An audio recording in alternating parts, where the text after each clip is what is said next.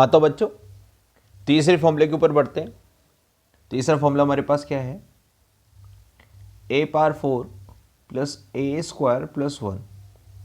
देखिए ये भी बहुत इंपॉर्टेंट है, जैसे कि मैंने ऊपर दोनों आपको फॉर्मूलाज लिखा है जो आपको रिमेंबर करने हैं। वैसे इसके फैक्टर भी बहुत इंपॉर्टेंट है, कभी कभी ये डायरेक्टली हमें आ जाता है और इसको फैक्टराइज करना थोड़ा सा मुश्किल, मतलब उस टाइम अगर याद नहीं आता है तो मुश्किल हो जाता है। तो एक बार देख लें ताकि आपको हमेशा याद रहे कि किस तरह से इसको फैक्टराइज किया जाता है। a power 4 plus A square plus 1, इसको फैक्टराइज करने के लिए देखो मुझे a पावर 4 नज़र आ रहा है, तो a पावर 4 ए स्क्वायर का स्क्वायर ओपन करूँगा। अगर किसी के स्क्वायर में a स्क्वायर होगा तभी a पावर 4 आएगा। तो मैं यहाँ पर ये सोच रहा हूँ कि अगर ये a स्क्वायर का स्क्वायर है तो यहाँ पर क्या होना चाहिए, 2a स्क्वायर होना चाहिए, क्योंकि यहाँ पर 1 दे रखा है। इसका मतलब मैंने a power 4 plus A square plus 1 plus A square minus A square, इसको किसी का होल स्क्वायर बनाने के लिए मैंने ए स्क्वायर ऐड कर दिया है और ए स्क्वायर माइनस कर दिया है। अगले स्टेप में मैं इसको लिख पाऊंगा a power 4 plus 2a square plus 1 minus का ए स्क्वायर। इतना लिखने के बाद अगर मैं ध्यान से देखूं तो ये ए स्क्वायर प्लस 1 का स्क्वायर है, इसीलिए इसको मैं क्या लिख सकता हूं, ए स्क्वायर प्लस 1 का होल स्क्वायर और माइनस का ए स्क्वायर। अगर आपने लोअर क्लासेस में फॉर्मूलाज को ठीक से पढ़ा है तो आप ए स्क्वायर माइनस बी स्क्वायर को लिख सकते हैं, ए माइनस बी और ए प्लस बी। इसका मतलब मैं इसको फैक्टराइज कर कर ए माइनस बी और ए प्लस बी बना सकता हूँ। तो बिल्कुल देखिए ये क्या है, ये एक्स का स्क्वायर, इसको अगर मैं टी बोल देता हूँ तो ये टी स्क्वायर है और ये एक्स स्क्वायर है। तो T square minus x square कैसे लिखा जाएगा, टी माइनस एक्स और टी प्लस एक्स लिख करके लिखा जाएगा। इसका मतलब इसको मैं लिख सकता हूँ ए स्क्वायर प्लस 1 टी माइनस ए और ए स्क्वायर प्लस 1 टी प्लस ए इस तरह से। और इसको सिंप्लीफाइड फॉर्म में लिखूँ या थोड़ा सा अरेंज करके लिखूँ तो ए स्क्वायर प्लस ए प्लस 1 और ए स्क्वायर माइनस ए प्लस 1, ये ए पावर 4 प्लस ए स्क्वायर प्लस 1 के फैक्टर होते हैं। किस तरह के फैक्टर होते हैं, इस तरह के।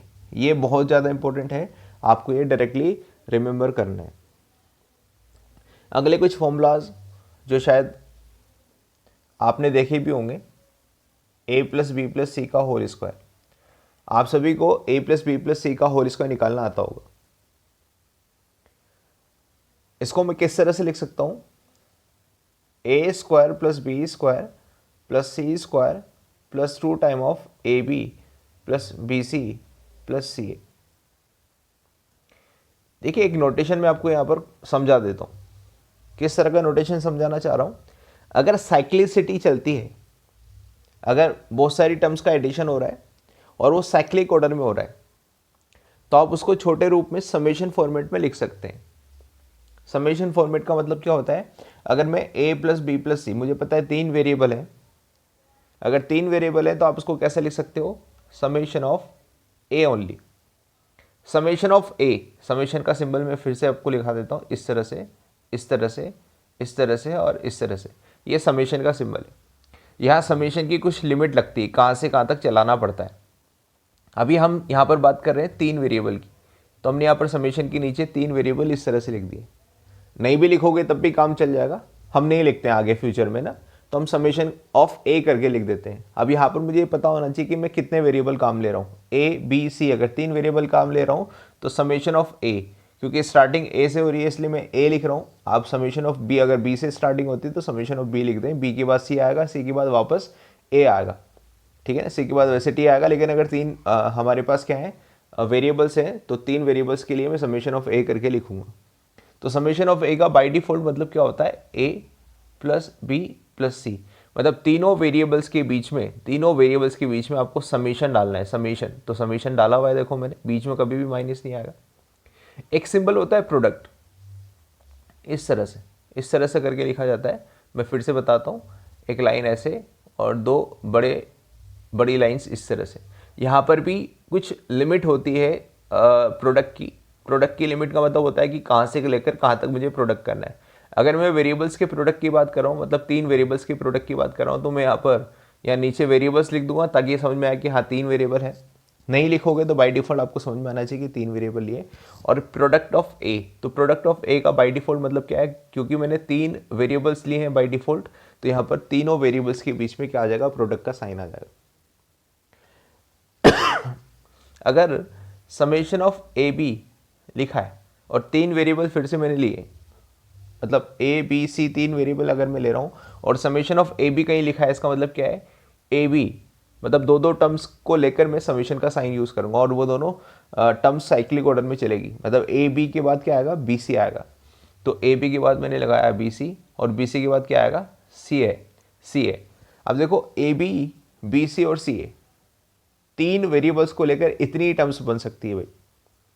ए दोनों के साथ बनाएगा रिलेशन, ए बी के साथ और ए सी के साथ, ए के साथ नहीं बनाएगा ना, क्योंकि हमें ए बी टर्म्स लेनी है। ये तीनों टर्म्स का समेशन अगर मैं यहाँ दिखा दूंगा प्लस साइन बीच में लगा दूंगा तो यहाँ पर क्या आ जाएगा, समेशन ऑफ ए बी आ जाएगा। तो इस तरह से, अच्छा यहाँ पर A square plus B square plus C square दे रखा है, तो इसको अगर मैं लिखना चाहूँ तो क्या लिख सकता हूँ, समेशन ऑफ ए स्क्वायर लिख सकता हूँ ओनली, क्योंकि 3 वेरिएबल बाय डिफॉल्ट आएंगे और समेशन ऑफ ए स्क्वायर का मतलब मुझे ये समझ में आएगा कि A square plus B square plus C square के बारे में बात कर रहा है। इसका मतलब अगर मैं इसको शॉर्ट फॉर्म में लिखूँ तो समेशन ऑफ ए का होल स्क्वायर, समेशन ऑफ ए का होल स्क्वायर मतलब समेशन ऑफ ए अंदर है ब्रैकेट के, इसका मतलब यहाँ पर मैं क्या लिखूँगा, समेशन ऑफ ए को ए प्लस बी प्लस सी और इसका स्क्वायर ओपन करना है। तो इसका स्क्वायर क्या कैसा आया, summation of A square, summation of A square. अब देखो इस सिंबल में थोड़ा सा फर्क आ गया, तो लिखने में कोई दिक्कत नहीं, मैं लिखना तो यही चाहता हूँ, इस तरह से ही लिखना चाहता हूँ, ठीक है ना। तो summation of A square, summation of A square का मतलब बाय डिफॉल्ट 3 वेरिएबल चल रहे हैं, इसलिए इसका मतलब समेशन ऑफ ए स्क्वायर का मतलब बाय डिफॉल्ट क्या चलेगा, A square plus B square plus C square अपने आप चलेगा। प्लस प्लस अब देखो 2 अकेला है, मतलब 2 सभी के साथ में, इसलिए मैंने कॉमनली बाहर निकाला हुआ है। और डॉट मल्टीप्लाई में क्या है, summation of A B plus B C plus C A. तो इसको कैसे लिखूंगा, summation of A B only, क्योंकि ये समेशन, ये सिंबल अपने आप बताता है कि ए बी का मतलब, समेशन ऑफ ए बी का मतलब क्या है, A B plus B C plus C है। इसको ब्रैकेट में मैंने क्लोज कर दिया है, तो इसका मतलब मैं इस फॉर्म को शॉर्ट फॉर्म में ऐसा लिख सकता हूँ। देखिए अगर आपके पास 3 वेरिएबल है, क्योंकि कभी कभी यहाँ पर भी डाउट आता है ना, तो अगर आपके पास 3 वेरिएबल है ए बी सी, ये 3 वेरिएबल मैंने लिए, अब इन 3 वेरिएबल से मैं कितनी टर्म्स बना सकता हूँ, 3 वेरिएबल से मैं कितनी टर्म्स बना सकता हूँ, वो डिफरेंट टर्म्स कैसे बनेगी है ना, कैसा पता लगेगा। तो हमें क्या करना होता है, ए का बाकी दोनों के साथ रिलेशन बना होता है, तो ए का बी के साथ रिलेशन और ए का सी के साथ रिलेशन। तो हमारे पास अभी तक टोटल टर्म्स कितनी बनी, ए बी और ए सी, ए बी और ए सी। ए को लेकर बी और सी के साथ नंबर ऑफ डिफरेंट टर्म्स कितनी बनी, 2, ए बी और बी सी। यहाँ बी ए और यहाँ सी ए का मतलब एक ही होगा, क्योंकि प्रोडक्ट में ना भाई, तो बी ए का प्रोडक्ट और ए बी का प्रोडक्ट क्या होगा, बात बराबर ही होगी। अब ए को लेकर मैं बी और सी के साथ रिलेशन बना चुका हूँ, अब बी को लेकर कैसे बनेंगे, तो बी को लेकर एक रिलेशन तो बनेगा ए के साथ और बी को लेकर एक रिलेशन बनेगा सी के साथ। तो बी को लेकर एक रिलेशन बना ए के साथ, वो तो पहले ही बन चुका है, इसलिए दोबारा नहीं लिखूंगा। अब बी को लेकर सी के साथ एक रिलेशन बन रहा है, हाँ ये डिफरेंट है, इसलिए मैंने बी सी लिख दिया। अब सी को लेकर दोनों के साथ, तो सी को लेकर ए के साथ रिलेशन सी ए वो पहले से आ रखा है, और सी का बी के साथ रिलेशन वो पहले से आ रखा है। इसका मतलब total number of different terms जो साइक्लिक ऑर्डर में लिखी जाएगी वो कैसे लिखी जाएगी, ए बी के बाद आएगा बी सी और बी सी के बाद आएगा सी ए। तो इस तरह से मैं डिफरेंट टर्म्स का कॉम्बिनेशन बना सकता हूँ ए बी सी को लेकर। ऐसे अगर मैं ए बी सी डी को लेना चाहूँ, A B C D 4 variable लेना चाहूँ, तो किस तरह की टर्म्स बनती है मैं आपको यहाँ पर एक बार समझाने की कोशिश करता हूँ। ए बी सी डी, ये हमारे पास 4 टर्म्स, तो क्या हो जाएगा, ए बी ए सी और ए डी, मतलब ए का तीनों टर्म्स के साथ रिलेशन, फिर बी का ए के साथ जो पहले आ चुका है, फिर आएगा बी सी और बी डी, बी सी और बी डी, ठीक है ना, बी ए पहले से बन चुका है। फिर आएगा सी का रिलेशन, तो सी का ए के साथ आ चुका है, सी का बी के साथ आ चुका है, सी का डी के साथ, हाँ वो बाकी रहेगा। फिर आएगा डी के साथ समेशन, तो डी का ए के साथ आ चुका है, डी का बी के साथ आ चुका है, डी का सी के साथ आ चुका है, ठीक है ना। तो टोटल नंबर ऑफ टर्म्स हमारे पास कितनी बनेगी, 6। यहाँ से मैं कॉम्बिनेशन बना सकता हूँ दो टर्म्स का प्रोडक्ट लेकर। दो टर्म्स का प्रोडक्ट अगर मैं लूँगा तो यहाँ पर टोटल नंबर ऑफ टर्म्स कितनी बनेगी, 6 डिफरेंट टर्म्स बनेगी। चलिए आगे बात करते हैं 5वें फॉर्मूले की, जो हमारे लिए बहुत ज़्यादा इंपॉर्टेंट है। a plus B plus C का होल क्यूब। वैसे तो एक कम काम आता है, लेकिन अगर काम आएगा तो आपको इसको रिमेंबर करना है। इसको आप इस तरह से लिख सकते हो, a plus B plus C का whole square dot a plus B plus C. मतलब इसको आप कैसे लिख सकते हो, समेशन ऑफ a का whole square dot summation of a। और इसका स्क्वायर ओपन करना आपको आता है, उसके बाद a प्लस बी प्लस सी के ब्रैकेट से इसको मल्टीप्लाई कर देना है, तो आपको फॉर्मूला मिल जाएगा। लेकिन ये थोड़ा सा मुश्किल है, मुश्किल मतलब थोड़ा सा लेंथी तरीका है। तो इसको आसान बनाने के लिए हम इसका डेरिवेशन डायरेक्ट लिख देते हैं ना। तो ए क्यूब बी क्यूब प्लस सी क्यूब। देखो a plus B plus C का होल स्क्वायर आपने देखा तो कैसे लिखा, ए स्क्वायर बी स्क्वायर सी स्क्वायर। तो यहाँ पर क्या आ गया, ए cube B cube C cube आ गया ना, याद करने के लिए बता रहा हूँ मैं केवल आपको। प्लस यहाँ पर 2 आता है, लेकिन यहाँ पर 2 नहीं आएगा। यहाँ किस तरह से आएगा, a प्लस बी प्लस सी और सी प्लस ए। देखो ये भी साइक्लिसिटी है, ए प्लस बी हो गया। अब ये अगली टर्म जो हो रही है बी प्लस सी आ रही है, और अगली टर्म जो हो रही है वो सी प्लस ए आ रही है। मतलब साइकिल टूट नहीं रही है, चेन नहीं टूट रही है। तो चेन नहीं टूट रही, इसका मतलब ये साइक्लिसिटी है, ठीक है ना। तो ये इनके बीच में प्रोडक्ट का साइन है, तो मैं प्रोडक्ट की साइक्लिसिटी बोलूँगा इसको ना। और यहाँ पर इन टर्म्स के बीच में समेशन का साइन है, इसको मतलब मैं समेशन की साइक्लिसिटी बोलूँगा। तो ये a plus B plus C का क्यूब है, जो आपको रिमेंबर करना है, फ्यूचर में काम आएगा तो डायरेक्टली यूज़ कर सकते हो। इसको अगर मैं समेशन फॉर्मेट में लिखूँ तो किस तरह से लिख सकता हूँ, समेशन ऑफ a का whole cube equal to summation of a cube और प्लस प्रोडक्ट। देखो यहाँ पर प्रोडक्ट है बीच में ना, और साइक्लिसिटी है, तो आप कैसे लिखोगे, product of a plus B. ये ब्रैकेट लगा दिया मैंने, इसका मतलब a प्लस बी का सिमिलर साइकिल चलेगा। तो a प्लस बी के बाद अगली जो टर्म्स आएगी वो कैसे आएगी, b प्लस सी आएगी। और b प्लस सी के बाद कैसे आएगी, c प्लस ए। चूँकि 3 वेरिएबल बाई डिफॉल्ट ले रहा हूँ, इसका मतलब प्रोडक्ट में केवल 3 ही टर्म्स हमारे पास रहेगी, a प्लस बी प्लस सी और c प्लस ए। इन फॉर्मूलाज को आप बहुत अच्छे से देख लें, पुराने 2 फॉर्मूलाज वो भी हमें अच्छे से रिमेंबर करने हैं, और जो मैंने यहाँ पर समेशन और प्रोडक्ट दिखाया है वो भी आपको अच्छे से समझ में आना चाहिए, ठीक है ना। समेशन को मैं अभी जब हमें फिर बाद में काम आएगा तो यहाँ लिमिट लिख कर बताऊँगा। अभी यहाँ पर केवल वेरिएबल्स आ रहे हैं, और समेशन का बाय डिफ़ॉल्ट मतलब होता है समेशन, और प्रोडक्ट का बाय डिफ़ॉल्ट मतलब होता है प्रोडक्ट। और कितनी टर्म्स, एक टर्म्स अगर ले रहे हो तो एक टर्म का प्रोडक्ट आ जाएगा, और 2 टर्म ले रहे हो तो 2 टर्म का प्रोडक्ट आ जाएगा। जैसे कि मैंने 2 टर्म लिए तो 2 टर्म के बीच में क्या आएगा, साइन समेशन का आएगा। तो 2 टर्म जितनी भी मैं बना सकता था 2 टर्म ABC की यूज़ से, तो ABC की यूज़ से कितनी 2 टर्म्स बना सकता हूँ मैं, ये बना सकता हूँ 3। तो तीनों टर्म्स के बीच में क्या आ गया, समेशन आ गया। तो आगे फ्यूचर में मैं यहाँ पर इसकी लिमिट लिख कर भी बताऊँगा, ठीक है ना। एक समेशन और भी हम देखेंगे बाद में, लेकिन बाद में देखेंगे। अभी हाल फिलहाल हम इसको थोड़ा सा आगे करते हैं, कंटिन्यू करते हैं ना, जो हमारे काम आएगा। वैसे तो बहुत बेसिक है, आप लोगों ने पढ़ा है, लेकिन फिर भी मैं एक बार उसको यहाँ पर आपको समझाने की कोशिश करता हूँ।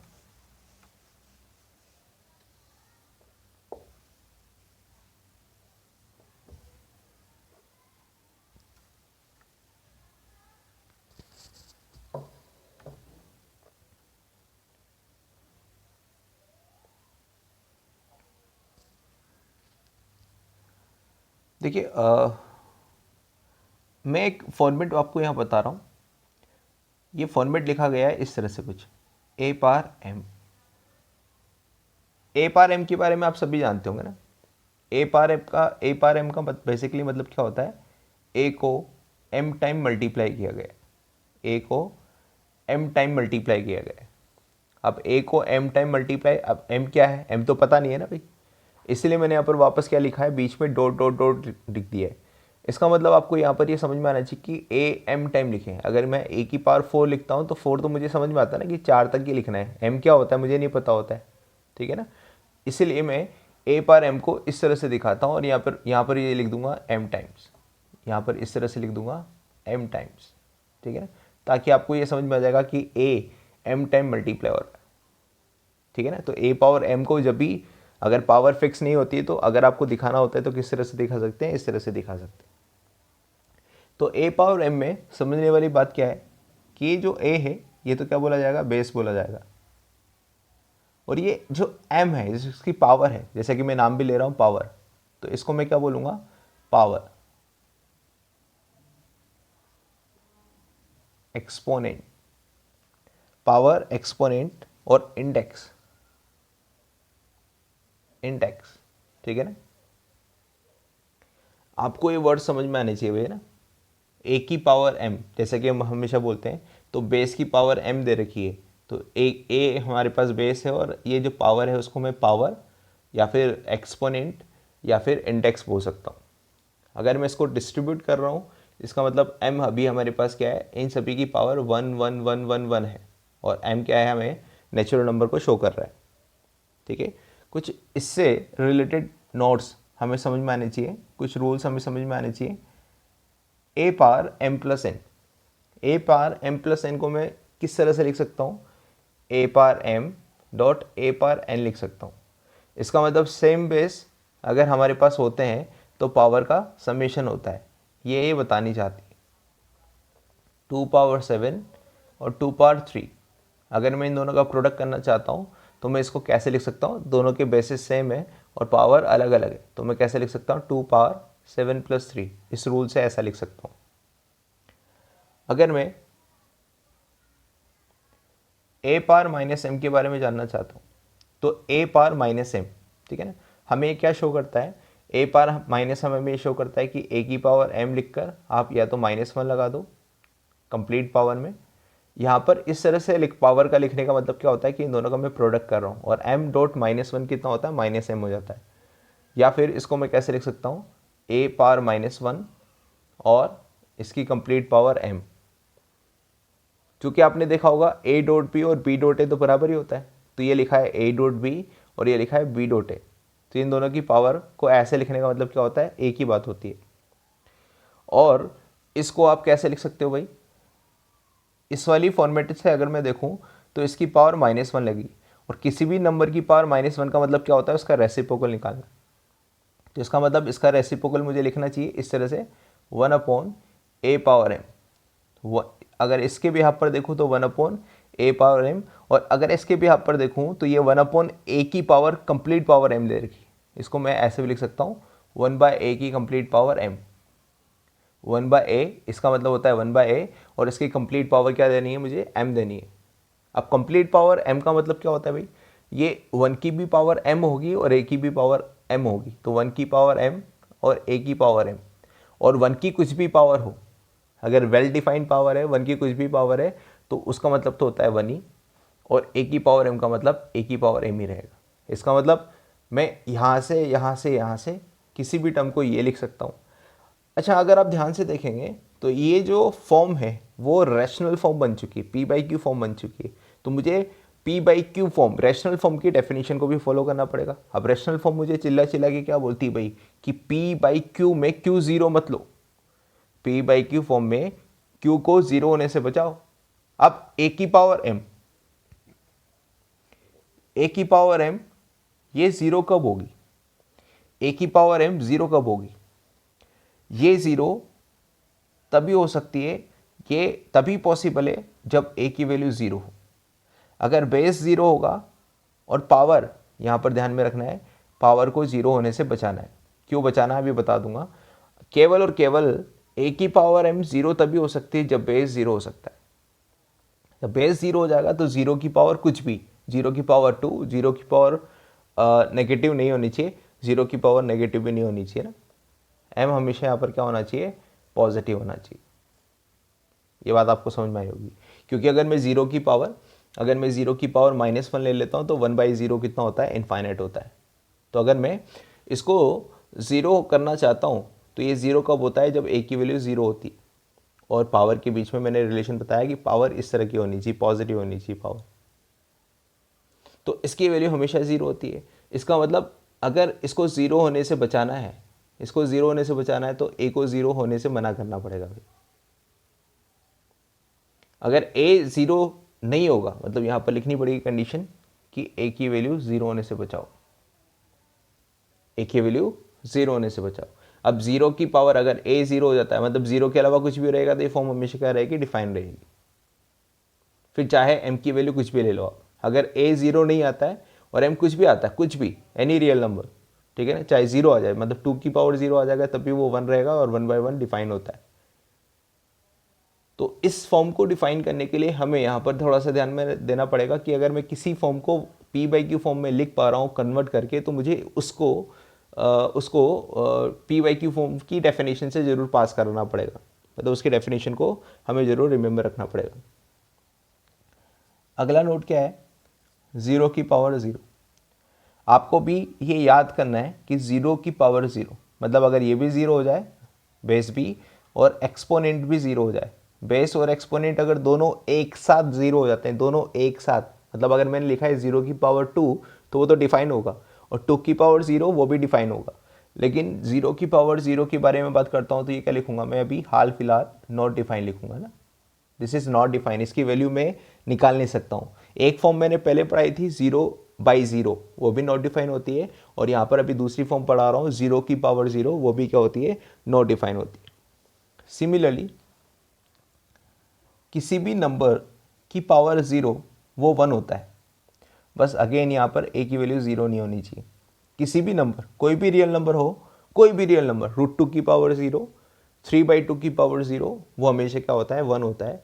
लेकिन अगेन ए की वैल्यू ज़ीरो नहीं होनी चाहिए, क्योंकि ज़ीरो हो जाएगा बेस तो हमारे पास फॉर्म क्या हो जाएगी, ज़ीरो पावर ज़ीरो हो जाएगी, तो ये डिफाइन नहीं मानी जाती है। Again A power M minus N, A power M minus N बिल्कुल ए पावर एम प्लस एन जैसा ही है, ठीक है ना। इसको मैं कैसे लिख सकता हूँ, A power M dot A power minus N, base same है तो पावर ऐड होगी, तो बेस सेम है तो पावर ऐड होगी। देखो एडिशन करो ना, एम माइनस एन का एडिशन कितना आएगा, एम माइनस एन ही आएगा। सिमिलरली यहाँ पर एक रूल में बता रहा था प्रोडक्ट का, अगर मैंने यहाँ लिखा है ए की पावर एम डॉट एन, तो यहाँ पर दो नंबर का प्रोडक्ट लिखा है, तो इसको मैं कैसे लिख सकता हूँ, ए पावर एम और इसकी कंप्लीट पावर एन, या फिर ए की पावर एन और इसकी कंप्लीट पावर एम। तो जब भी कोई पावर्स इस तरह की फॉर्मेट में लिखी है, इसका मतलब इन दोनों का प्रोडक्ट होना है, और प्रोडक्ट होकर मैं इसको ऐसा लिख सकता हूँ। अगला नोट क्या आएगा हमारे पास, ए की पावर पी बाई क्यू, इसको ध्यान से देखें ना, ए की पावर पी बाई क्यू, ये पी बाई क्यू मतलब रेशनल फॉर्म है ना, मतलब ये पी और क्यू की फॉर्म में कुछ भी हो सकता है। अभी हमने ए की पावर पी बाई क्यू को कैसे लिखना है, बिल्कुल ये सेम ऐसे ही, तो देखो ये ए की पावर एम डॉट एन लिखा है, देखो कैसे लिखा है, ए की power P dot one by Q, ये देखो ये एम होगा और ये एन हो गया, इसका मतलब इसको कैसे लिख सकता हूँ, ए की पावर पी और इसकी power complete power one by Q. और जब भी इस तरह की फॉर्म होती है तो इसको सर्ड बोला जाता है ना, इसको सर्ड बोला जाता है, और इसको कैसे लिखा जाता है, स्क्वायर रूट की तरह एक आपको बनाना, और क्यू को यहाँ पर बिठा देना है ना, क्यू को इसकी गोदी में बिठा देना है, इस तरह से क्यू इसकी गोदी में बैठेगा, और इस सर्ड के अंदर मतलब इसके रेडिकेंट बोलते हैं इसको ना, रेडिकेंट, तो इसके स्क्वायर रूट के अंदर क्या आ जाएगा, ए की पावर पी आ जाएगा। तो इस ए की पावर पी बाई क्यू को आप इस तरह से लिख सकते हैं, एम डॉट एन बना लिया मैंने, इन दोनों का प्रोडक्ट करूँगा तो यही आएगा पी बाई क्यू, और इसको ऊपर वाली प्रॉपर्टी के बिहाफ पर आप कैसे भी लिख सकते हैं, ए की पावर वन बाई क्यू और कंप्लीट पावर पी भी लिख सकते हैं। जब इस तरह की फॉर्मेट हो जो मैंने यहाँ पर बोर्ड पे लिखी है, तो इसको आप आगे फ्यूचर में ऐसा भी देख सकते हैं। मैं आपको एक एग्जांपल लेकर समझा देता हूँ। टू की पावर थ्री बाई फाइव अगर कहीं लिखा है तो इसको आप लिख सकते हो टू की पावर थ्री, और यहाँ पर इसकी गोदी में आपको फाइव को बिठाना है, तो इसका मतलब और इसका मतलब क्या होता है, बिल्कुल सेम होता है। लेकिन आपको ऐसा नहीं करना है कि थ्री को गोदी में बिठा दो और फाइव को यहाँ बिठा दो, वन बाई फाइव को यहाँ बिठा दो, वो गलत तरीका है, क्योंकि ये टू की पावर थ्री तो क्या है, पावर है, बेसिकली ये इस तरह से लिखा जाएगा। अभी तक आपको ये चीज़ें यहाँ पर समझ लेनी चाहिए, जो मैंने आपको यहाँ लिखी है, इसको बहुत ध्यान से देख लें। अगर इनसे रिलेटेड कोई डाउट आता है तो आप प्लीज़ मुझे कमेंट बॉक्स में बताएं, ताकि मैं आपको और अच्छे से उन चीज़ों के बारे में बताऊँ। बहुत ज़्यादा डीप में जाने की ज़रूरत नहीं है, हमें बस नॉलेज होनी चाहिए कि भाई ये चीज़ें क्या क्या होती है, किस तरह से इनको लिखा जाता है, इसलिए मैं एक बार आपको रिव्यू दे रहा हूँ इन सभी चीज़ों का। ठीक है, जो जो काम आ रहा है उन्हीं चीज़ों के बारे में मैं आपको बता रहा हूँ। अगला हमें जो मैथ्स पढ़ते टाइम काम आएगा या दिक्कत देगा वो होता है रेशो, ठीक है ना, रेशो एंड प्रोपोर्शन। उसके बारे में भी जान लेना ज़रूरी है भाई, रेशो एंड प्रोपोर्शन के बारे में भी जान लेना ज़रूरी। धन्यवाद दोस्तों, आशा करते हैं कि आपको हमारा वीडियो अच्छा लगा होगा। इसी तरह आपका प्यार बना रहे तो दोस्तों हमारे चैनल को लाइक और सब्सक्राइब करना ना भूलें। हमारे नए वीडियोस का नोटिफिकेशन प्राप्त करने के लिए बेल आइकन पर क्लिक ज़रूर करें। हो सके तो अपने दोस्तों में भी इसको शेयर करें। Thank you for watching.